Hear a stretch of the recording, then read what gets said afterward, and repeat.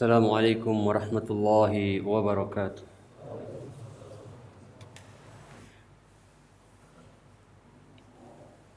Innal hamdalillah nahmaduhu wa nasta'inuhu wa nastaghfiruh wa na'udzu billahi min shururi anfusina wa min sayyiati a'malina.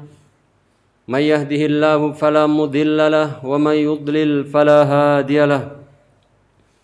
أشهد أن لا إله إلا الله وحده لا شريك له وأشهد أن محمدا عبده ورسوله يا أيها الذين آمنوا اتقوا الله حق تقاته ولا تموتن إلا وأنتم مسلمون يا أيها الناس اتقوا ربكم الذي خلقكم من نفس واحدة وخلق منها زوجها وبث منهما رجالا كثيرا ونساء واتقوا الله الذي تساءلون به والأرحام إن الله كان عليكم رقيبا يا أيها الذين آمنوا اتقوا الله وقولوا قولا سديدا يصلح لكم أعمالكم ويغفر لكم ذنوبكم وما يطع الله ورسوله فقد فاز فوزا عظيما أما بعد فإن أصدق الحديث كتاب الله وخير الهدي هدي محمد صلى الله عليه وسلم وشر الأمور محدثاتها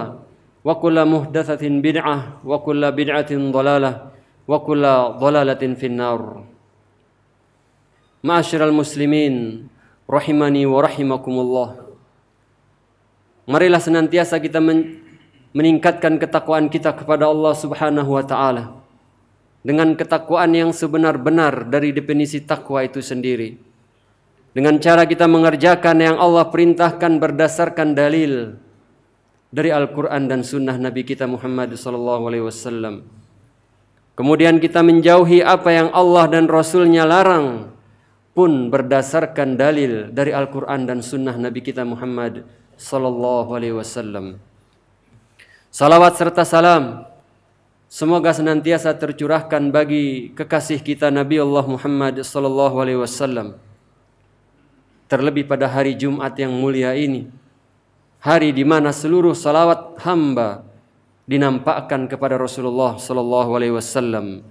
Kemudian beliau bersabda, barang siapa yang paling banyak salawatnya dari umatku, maka dialah yang paling dekat kedudukannya denganku nanti di hari kiamat. Ma'asyiral muslimin rahimani wa rahimakumullah. Ketika Allah memerintahkan Rasulullah untuk berdakwah, maka beliau begitu banyak mendapatkan gangguan, begitu banyak mendapatkan siksaan, hinaan, segala macam cara ditempuh oleh orang-orang kafir Quraisy beserta pembesar-pembesar mereka dalam rangka menghalangi dakwah Rasulullah. Allah memerintahkan sebelum Nabi dan para sahabat berhijrah ke Madinah, ke Yathrib, Rasulullah memerintahkan beberapa di antara para sahabat mereka, sahabat beliau, untuk berhijrah ke Habasyah. Di sana ada Raja Najasyi yang begitu bijaksana dan baik menampung kaum muslimin yang kala itu mendapatkan gangguan yang sangat besar dari orang-orang kafir di Mekah ketika itu. Maka setelah itu berlalulah waktu sampai Allah memerintahkan Nabi dan para sahabatnya untuk berhijrah ke Madinah. Hadirin yang dirahmati oleh Allah Subhanahu wa taala. Sebuah catatan sejarah yang tidak pernah terlupakan. Begitu penduduk Madinah bersukacita menghadapi, bersukacita menyambut kedatangan Rasulullah. Hadirin yang dirahmati Allah, ada seorang wanita ketika Rasulullah sampai di Madinah bersama sahabatnya Abu Bakar As-Siddiq, orang-orang Ansor memberikan bantuan, memberikan hadiah, memberikan sokongan, bantuan kepada Rasulullah sebagai bukti kecintaan mereka kepada Allah dan Rasulnya. Datang seorang wanita menghadap Rasulullah SAW setelah mengucapkan salam. Ya Rasulullah, kata wanita ini, lam yabqa rajulun walam ra'atun minal ansor. illa wa qad athafaka bituhfatin wa inni la ajidu ma uthifuka ghayra ibni hadza fakhudhu wal yastakhdim kama syi'ta. Wanita ini datang kepada Rasulullah bersama anak kecil berumur 10 tahun. Beliau mengatakan, wahai Rasulullah, ini di awal-awal hijrahnya Nabi ke Madinah. Semua orang Madinah, semua orang Ansar telah menolong engkau wahai Rasulullah. Dan aku tidak punya apa-apa. Wa inni la ajidu ma uthibuka ghayra ibni hadza. Dan aku tidak menemukan apapun yang bisa untuk aku membantumu wahai Rasulullah, subhanallah. Ghayra ibni hadza. Selain anak kecilku ini. Maka ambillah oleh engkau wahai Rasulullah anak kecilku ini, jadikan dia sebagai pelayanmu sesuka hatimu. Subhanallah. Dalam rangka menyenangkan hati Rasulullah, anak kecil yang dia cintai, dia serahkan kepada Allah dan Rasulnya.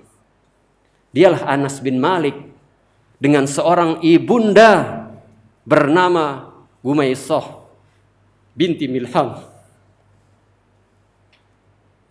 Menyerahkan anak kecilnya untuk Rasulullah, untuk dijadikan sebagai penopang hidup Rasulullah, penolong, sebagai pembantu Rasulullah, dan Rasulullah bergembira mendapatkan bantuan dari seorang wanita Ansar untuk beliau pada hari itu. Hadirin yang dirahmati Allah, berlalu waktu demi waktu. 2 tahun setelah Rasulullah hijrah ke Madinah, maka terjadilah perang Badar. Perang yang mana kita ketahui bersama, kekuatan kaum muslimin tidaklah sepadan dengan kekuatan yang dimiliki oleh orang-orang kafir Quraisy pada waktu itu. 300 lebih melawan 1000 tentara dari orang-orang kafir Quraisy. Tentu dengan perbekalan yang tidak sepadan juga. Umair bin Wahab, hadirin yang dirahmati oleh Allah, seorang sahabat yang ikut di dalam perang Badar. Namun ketahuilah kita, beliau berada di perang Badar, namun bukan berada di barisan Rasulullah. Beliau ikut dalam perang Badar, namun beliau masih dalam keadaan kafir. Ma'asyiral muslimin, rahimani wa rahimakumullah. Terjadilah perang Badar. Perang yang mana menjadi tonggak sejarah berhasilnya Islam. Tahukah kita, hadirin yang dirahmati Allah, sesaat sebelum terjadi perang Badar, malam harinya Rasulullah sallallahu alaihi wasallam berdoa kepada Allah. Berdoa meminta dengan permintaan yang sangat berharap kepada Allah. Jika engkau kalahkan pasukan ini ya Allah, maka tidak akan ada lagi yang menyembahmu setelah ini. Terus Rasulullah berdoa pada malam hari itu. Akhirnya Allah datangkan pasukan dari kalangan malaikat yang menolong kaum muslimin sehingga mereka berada di atas kemenangan yang gilang gemilang. Maka terjadilah kekacauan di dalam pasukan orang-orang musyrikin yang penuh dengan persiapan dan perbekalan. Begitu banyak pembesar-pembesar mereka yang terbunuh, dilemparkan jasad-jasad mereka di dalam sumur Badar. Ada juga di antara mereka yang ditawan sebagai tawanan kaum muslimun. Umair bin Wahab, ma'asyiral muslimin rahimani wa rahimakumullah, salah seorang pembesar orang-orang kafir pada waktu itu yang terkenal. Begitu keras gangguannya kepada Rasulullah dan para sahabat, begitu gigihnya memusuhi Islam, sampai dia mengatakan, kalau sekiranya semua penduduk bumi masuk Islam, aku tidak akan pernah masuk ke dalam agama Islam. Subhanallah. Hari itu dia berhasil selamat dan tidak menjadi tawanan kaum muslimin, akan tetapi anaknya menjadi tawanan. Aqulu qouli hadza, astaghfirullah li wa lakum, wa lisairil muslimina wal muslimat fastaghfiruhu innahu huwal ghafurur rahim.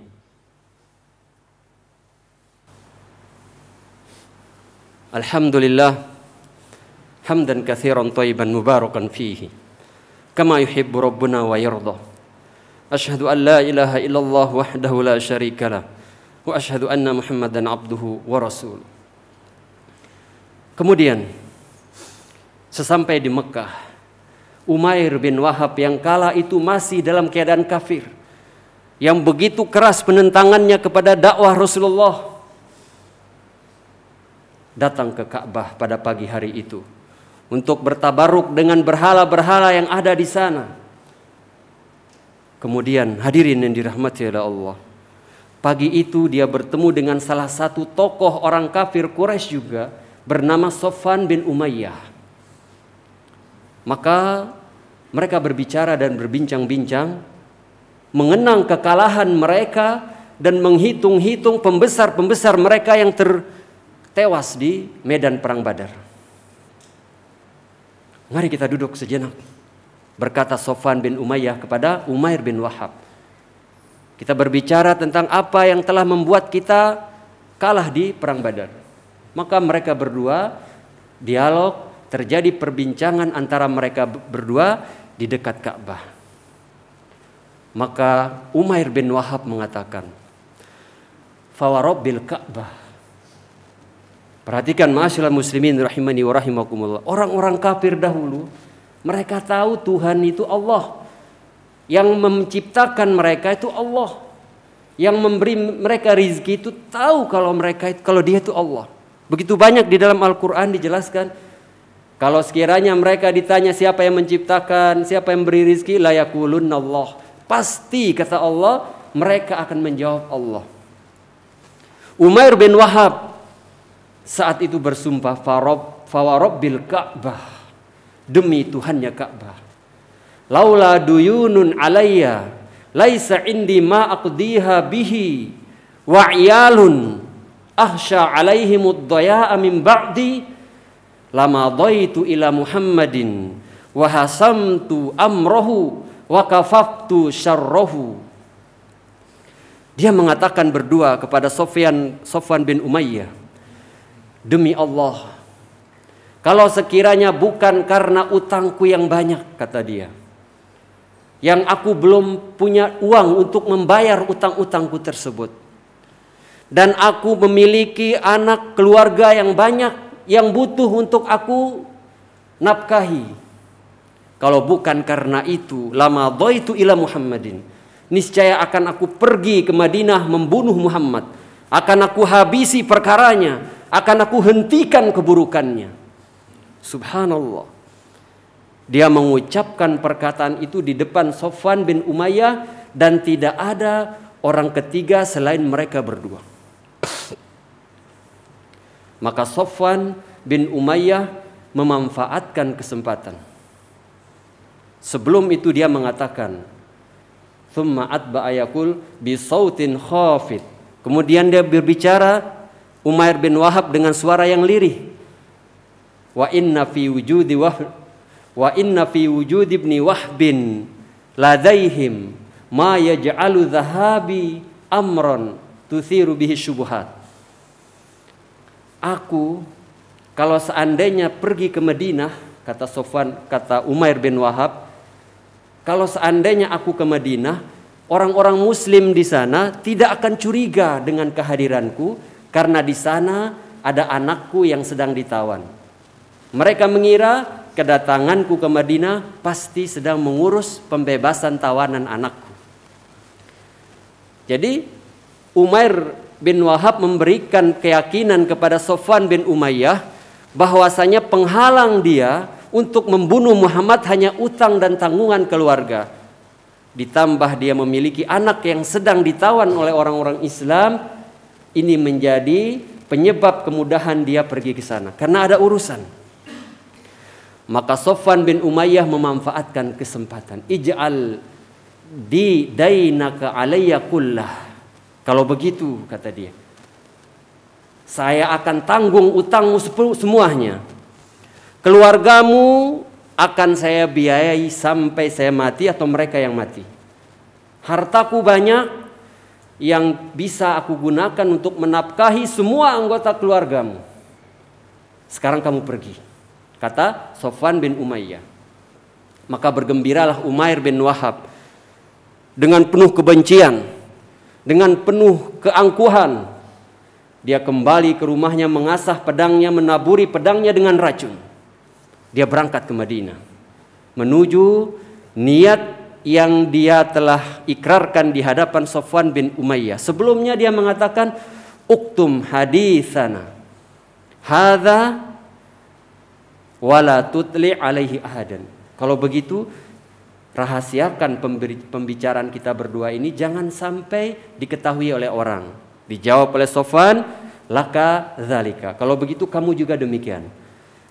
Jadi, ma'asyiral muslimin rahimani wa rahimakumullah, perbincangan antara mereka berdua ini tidak ada yang tahu kecuali mereka berdua. Berangkatlah Umair bin Wahab ke Madinah dengan membawa api kebencian, kemarahan terhadap Rasulullah dan para sahabatnya. Maka setelah sampai Madinah, ketika dia datang ke Masjid Nabawi, dilihat di sana ada Umar bin Khattab dan para sahabatnya sedang berbincang-bincang tentang peperangan Badar juga. Maka Umar bin Khattab yang sejak dulu sudah mengetahui sepak terjang Umair bin Wahab berteriak, musuh Allah datang. Wahai sahabat, pergilah ke sisi Rasulullah, jaga dia, jangan sampai orang ini membunuh Rasulullah. Maka Umar bin Khattab pun kembali kepada Rasulullah melaporkan, wahai Rasulullah, Umair bin Wahab datang dalam keadaan ingin melakukan kejahatan. Maka Umar bin Khattab diperintahkan untuk membawa Umair bin Wahab ke hadapan Rasulullah. Dan ini kita mendapatkan adab yang sangat penting, ma'asyiral muslimin rahimani wa rahimakumullah. Karena Umair bin Wahab datang ke Madinah bukan dalam keadaan tangan kosong. Dia hari itu datang ke Rasulullah dan para sahabatnya dalam keadaan pedang terhunus. Dibawa kepada Rasulullah. Maka Rasulullah melihat keadaan Umair bin Wahab di hadapannya ini dalam keadaan Umar bin Khattab telah memegang kerah bajunya dan pedangnya digantungkan di lehernya. Lihat, ma'asyiral muslimin rahimani wa rahimakumullah. Rasulullah memerintahkan kepada Umar bin Khattab untuk lepaskan dia. Rasulullah melepaskan. Kemudian Rasulullah SAW memerintahkan, menjauhlah darinya wahai Umar. Keberanian Rasulullah SAW. Orang yang memiliki niat jahat dalam keadaan ingin membunuh Rasulullah, Rasulullah tidak gentar sedikit pun. Bahkan para sahabat sering memberikan kesaksian ketika di medan juang. Orang yang paling pemberani di antara kita itu adalah Rasulullah.